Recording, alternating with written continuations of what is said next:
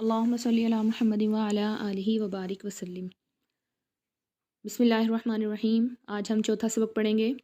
चौथा सबक है गलत पढ़ने का हुक्म। सवाल, तजवीद के ख़िलाफ़ कुरान पढ़ना कैसा है? यानी तजवीद के ख़िलाफ़ पढ़ने का नाम क्या है और उसका हुक्म क्या है? जवाब, मोटी और नुमायाँ गलती को लहने जली और मामूली गलती को लहने ख़फ़ी कहते हैं। यानी गलतियों के नाम क्या है? लहने जली और लहने ख़फ़ी। लहने जली हराम है और लहने ख़फ़ी मकरूह, ये इनका हुक्म है। सवाल, लहने जली क्या है? जवाब, लहने जली 4 तरह की गलतियाँ कहलाती हैं। नंबर 1, एक हर्फ का दूसरे से बदल जाना। मसलन अल्हम्दु को अलहम्दु पढ़ना, यहाँ हा को हा से बदल दिया है, तो ऐसा करना लहने जली कहलाता है, जो कि हराम है।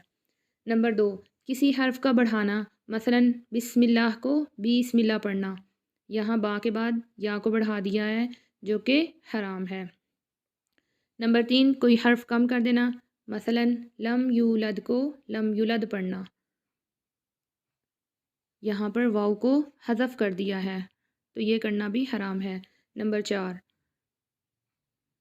हरकात व सकनात में से कोई सी भी गलती, जैसे अल्हम्दु को अलहम्दु पढ़ दिया।